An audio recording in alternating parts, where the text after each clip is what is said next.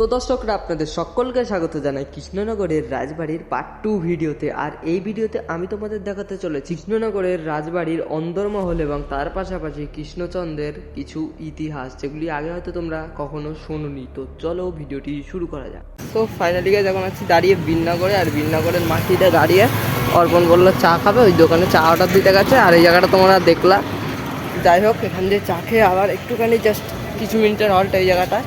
পা তো ব্যথা করছে, ঠিক আছে। ব্যাগে যা জামা কাপড় নিয়ে এসেছি, ওই জামা কাপড়গুলো কী হয়েছে, ওই জামা কাপড়গুলো সব ব্যাগেই রয়ে গেছে, একটা ওখানে অবধি কাজে আসছে না। তো যাই হোক একবার চাটা খেয়ে আবার ফিরছি। চলো যে সেই চা এসে গেছে।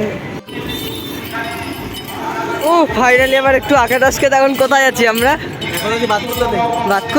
বাতকুল্লা এতক্ষণে আরো অনেক বাকি তো, তাহলে দাঁড়াও 13 কিলোমিটার। বাবা অনেকটা এসছি। হ্যাঁ কালো আলাদা, এটা খেয়ে আবার বেরাবো। দুধারে এরকম রাস্তা থাকলে আর কি চাই। দাঁড়া ভাই, এখানে আমার ভাই জাস্ট রাস্তাটা দেখো, মানে ভাই কিছু বলার নেই। এতদূর যে চালিয়ে আসলাম সব থাকান দূর হয়ে গেল, হ্যাঁ সব ক্লান্তি দূর হয়ে গেল এই রাস্তাটা দেখে। পিছনেও আছে, পিছনে ফেলে এসছি অনেকটা। দেখো লোকে যে গাছপালা কেটে দিচ্ছে, এগুলো থাকলে দেখো পৃথিবীটা কত সুন্দর লাগে দেখতে। দেখো মানে সেরা, এই ব্লগটা যখন আমি বাড়িতে বসে দেখবো না, হেভি লাগবে আমার। ভাববো যে না, এই মেমোরিগুলো আবার মনে পড়ে যাবে। তো দেখো তোমরাও একটাই মেসেজ দেবো, সোশ্যাল মেসেজ, গাছপালা কেটে ঘরবাড়ি বানিয়ে কোনো লাভ নেই। যেটা যেরকম আছে সেরকম রেখে দাও, খুব প্রয়োজন পড়লে তবেই কাটো, নয়তো না। আর কাটলে তার জায়গায় দুটো বেশি লাগিয়ে দাও। তো বন্ধুরা ঠিক এইভাবেই পথে চলতে চলতে আমরা বিভিন্ন কথা বলতে এক সময় গিয়ে আমাদের যে মূল গন্তব্যস্থল সেখানে গিয়ে পৌঁছাই, এবং সেখানে পৌঁছানোর পরে আমাদের আনন্দটা ঠিক এতটাই ছিল। সো ফাইনালি দীর্ঘ অপেক্ষার পর সকাল থেকে পুরো দুপুর অবধি সাইকেল চালানোর পর এখন আমি ঠিক এসে পৌঁছেছি যেই জায়গাটায় দেখতে পাচ্ছ পিছনে লাল দেওয়াল, তার মানেই কিন্তু রাজা কৃষ্ণচন্দ্রের সেই বাড়ি, মানে রাজবাড়ি। একবার দেখাতে বলবো রাজবাড়ির মূল সদরদল যেটা দেখতে পাচ্ছ, একটু জুম করে দেখাতে বলবো অর্পণকে, ওই সদরদলটা একটু জুম করে বিভিন্ন ইতিহাসের সমস্যাটা ভিডিওতে আগে বলে দেবো। আর আমার সাথে দেখতে পাচ্ছ কিছু টুরিস্ট এখানে ঘুরতে এসেছে, তার পাশাপাশি দেখতে পাচ্ছ যে এগুলো মূল গেট, যে গেট কিন্তু এখন বন্ধ। এখন আমরা কি করব, স্থানীয়দের সাথে কথা বলে জানতে পারলাম ওই ভাইগুলো ওখানে বসে আছে, তারা বললো যে ফুল কেনার নাম করে নাকি ভিতরে ঢুকতে দেয়। তো দেখি একটা ফুল গাছ কিনবো, আর ভিতরে ঢুকে বললো মন্দির টন্দির আছে, ওইটুকু তোমাদের সাথে যতটা পারবো শেয়ার করবো। আর আদারওয়াইজ এখানে ঢুকতে দেয় পুজোর সময়, কারণ এখানে দুর্গা পুজো যখন হয় আর একটা কি মেলা বসে, সেই মেলার সময় ঢুকতে দেয়, দোলের সময়। তো যাই হোক এখন যাবো আপনার ওইখানে। আর একবার এটা সিনেমাটিক থেকে ভিডিওতে আগে আমি দেখিয়ে দেবো, ভিডিওটা সম্পূর্ণ স্কিপ না করে দেখতে।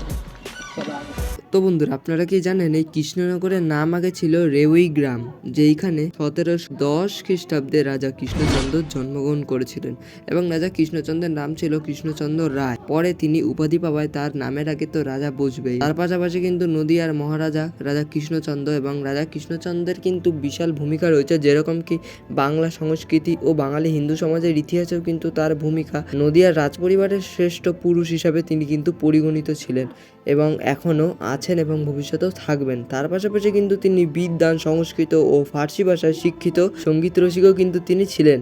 তিনি কিন্তু শক্তির পূজারী ছিলেন, তাই জন্য কিন্তু বছরে একদিন করে তার সেই রাজবাড়িতে কিন্তু দেবী জগদ্ধাত্রীর পুজো হয়ে আসছে, এবং কিন্তু এটি প্রাচীনকাল থেকে হয়ে আসছে। তার পাশাপাশি কিন্তু কৃষ্ণচন্দ্র রায় ছিলেন একজন কূটকৌশল ব্যক্তি। নবাব সিরাজদৌল্লা ইংরেজদের সাথে সংঘাতে লিপ্ত হলে তিনি ইংরেজদের পক্ষ অবলম্বন করেন। পরবর্তী নবাব মীর কাসিমের সময় তাকে বন্দি করা হয়, কারণ তিনি মীর কাসিমের 9 কোটি টাকা কর দিতে পারেননি, তাই জন্য কিন্তু তাকে অনেক দিন কারাগারে বন্ধ করে রাখা হয়। কিন্তু কৃষ্ণচন্দ্রের রাজ্যবাসী এতটাই ভালো ছিল যে রাজ্যবাসীরা তাদের নিজেদের অর্থ থেকে সেই রাজাকে রাজস্ব দিয়ে রাজা কৃষ্ণচন্দ্র কারাগার থেকে মুক্তি পেতে সাহায্য করেছিলেন।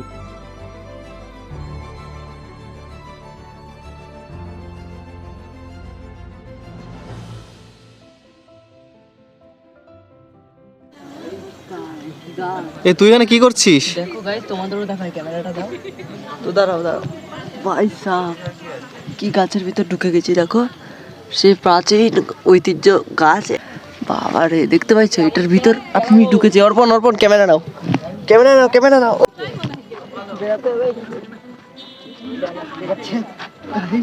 গাছটা দেখেছো? গাছটা অসাধারণ একটা গাছ। ফুল অ্যাডভেঞ্চার আজকে। দেখতে পাচ্ছ কত টুরিস্ট এখানে ঘুরতে এসছে, সেরকমই আমরাও ঘুরতে এসছি। আর পা পুরো ব্যথা হয়ে গেছে সাইকেল চালিয়ে, পা পুরো ব্যথা হয়ে গেছে। তাও আবার বাড়ি যেতে হবে সাইকেল চালিয়ে চালিয়ে। আর এখন অর্পণ কি বলবো? অর্পণ, আমার পা তো ব্যথা করছে, এবার বাড়ি যেতে হবে। ভাবছি এবার সাইকেলটা ট্রেনে তুলে নেবো। ট্রেন তুলে নেবে? না না, যতক্ষণ যান আছে ভিতরে চলো, টানতে থাকবো, ঠিক আছে? সাইকেলটা নিয়ে আসো, যাও ওখান থেকে। আর আমাদের সোয়েটারটা আছে, আর কিছু লোকজন ঘুরতে এসছে রাজবাড়ির ভিতর। ওই যে ওইভাবে উকি মেরে দেখছে। ফটো তুলে দেবে? ফটো? আমার ফটো তুলে দে। দিচ্ছি তো। চলো গাইস, ব্লগে এবার আমরা ঢুকবো ভিতরে। ভিতরে ঢুকে সমস্তটা দেখাবো, চলো।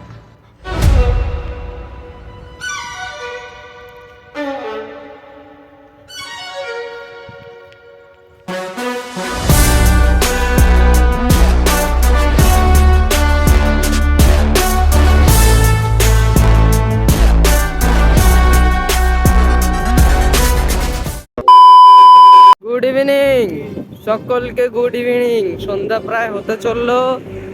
কৃষ্ণনগর থেকে বেরিয়ে একটা হোটেলে ভাত খেয়ে, যাই হোক সেই সব কথাগুলো তোমার সাথে পরে হবে। অনেক ঘটনা ঘটে গেছে কৃষ্ণনগর থেকে বেরোনোর পর। ভেবেছিলাম যাই হোক পরে বলবো, ঠিক আছে? এখন বলছি না। তো যাই হোক না কেন, এই আমরা ন্যাশনাল হাইওয়ে 12-র পাশ দিয়ে ধরে নিয়েছি আবার পথ। ভাই চাপ 70 কিলোমিটার আবার টানতে হবে। পায়ে দম না থাকলে মনে দম আছে যে টানতে হবে তো হবেই। হাল ছাড়লে কেউ দেখার নেই ন্যাশনাল হাইওয়েতে। আর একটাই ভয়, যে ডাম্পারগুলো যখন থাকে না, সেই ডাম্পারগুলো ইচ্ছা করে গাড়ি চালায় যখন গায়ের মধ্যে ঘেঁষে যায়, সেই জন্য একটু ভয় ভয় আছে। কিন্তু ওই জন্য আমরা সাইড দিয়ে আসছি ন্যাশনাল হাইওয়ে, ওইটা আমরা তার পাশের রুটটা ধরে আসছি। ডাম্পার এখানে ওঠে না, উঠলেও দাঁড়িয়ে থাকে, যেগুলো তোমরা দেখতে পাচ্ছ। তো একটু হাঁপাচ্ছি এখন। তো চলো, ওগুলো কোনো ব্যাপার না, আস্তে আস্তে আরো সন্ধ্যা হোক, আবার তোমার সাথে কথা হচ্ছে। চলো চলো চলো চলো। এখন আমরা কৃষ্ণনগর থেকে শান্তিপুর এসে গেছি। এখন দেখো হালি সরকার ব্লগার, এখন দেখো প্যান পড়ছে, ঠান্ডা লেগে গেছে ওর। প্যান চেঞ্জ করছে, ওর একটা প্যানে হচ্ছে না। এই দেখো বুটের মধ্যে দিয়ে প্যান ঢুকাচ্ছে, দেখো দেখো দেখো পা ঢুকাচ্ছে। এই দেখো কি করছে দেখো। এখন বুট খুলতে গেলে আবার ঝামেলা হয়ে যাবে। এমনিতেই আমাদের কাছে হাতে সময় নেই। আজকে বাড়িতে পৌঁছাবো নাকি শিওর না, কারণ হয়তো রাত্রি 12টার পরে, মানে আজকে পৌঁছাবো না, কালকে পৌঁছে যাবো। আজকে 3 তারিখ, আমরা 4 তারিখে পৌঁছে যাবো আশা করি। এখন বিকালবেলা। কৃষ্ণনগর 24 আওয়ার সাইকেল চালে এরকম দিতে হতো, তাহলে গিয়ে লাভ হতো। প্যান্ট ঢুকছে না, এই প্যান্টের নিচে আরো 3খানা প্যান্ট। আমরা পুরো নদিয়া ঘুরে ফেললাম আজকে সাইকেল নিয়ে। এই মানি ব্যাগটা তোমার পকেটে রাখো তো। তোর কাছে রাখ না, ওর মধ্যে অনেক টাকা আছে, আমি রাখতে পারবো না। এই যে মানি ব্যাগ দিচ্ছে আমাকে, আমি কি নেবো? প্রচন্ড পরিমাণে ঠান্ডা লাগছে। আর এর উপর দিয়ে আর একটা সোয়েটার পরতে হবে মনে হচ্ছে পরে গিয়ে। পরতে হবে, কত শুনে ঠান্ডা লাগছে। মুখটা দেখবা, কারণ চলো, এটা কোথায় রাখবো যে পড়ে যায় আমার পকেট থেকে? কেন সামনে পকেট নেই নাকি? সামনে পকেট পড়ে যায়। দাঁড়া, ধরো একটা হেডফোন আছে, হেডফোনটা কানে দিয়ে নে। গুডডে বিস্কুটের প্যাকেট সেই কিনেছিল সেই সময়। পরে খাবো। না না, পরে না, এখন ধর এটা। আরে এটা কোথায় রাখবো? না ওটা খেয়ে নি, দুটো তিনটে আছে। হ্যাঁ, দুটো তিনটে না 5টা মতো আছে, থাক দেখা যায়। এটা একটু ধরো, আমি টুপিটা পরি। দাঁড়া ওয়েট কর। তো টুপি সব করে নেবো। আরে কানগুলো তো আলাদাই মানে অনুভূতি হচ্ছে এখন।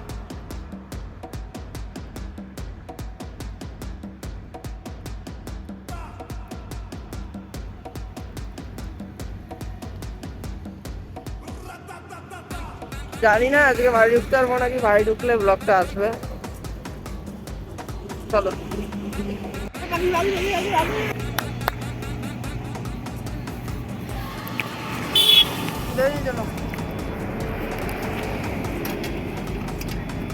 হালি সরকার ব্লগার রেডি। রেডি, চলো।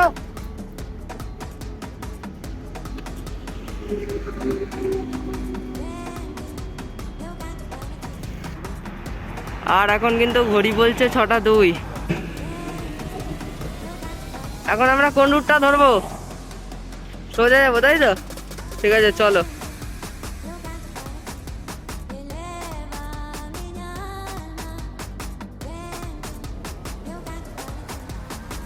7:30 বাজে। সাইকেল ফাইকেল লাগেজ সব কিছু প্যাক করে আমরা এখন এসছি চা খেতে।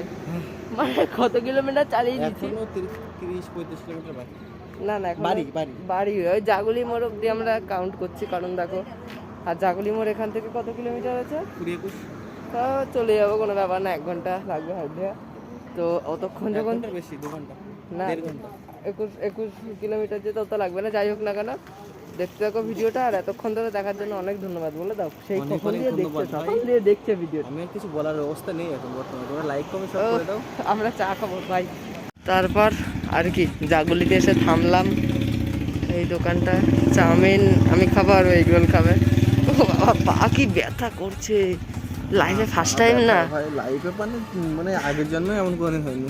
লাইফ কি ওরে বাবা, এই সাইকেল নিয়ে এত দূর, জল মল সব শেষ, এই হোটেল দিয়ে জল ভরবো ভাবছি। আমার লাগবে রাস্তায় ভরো।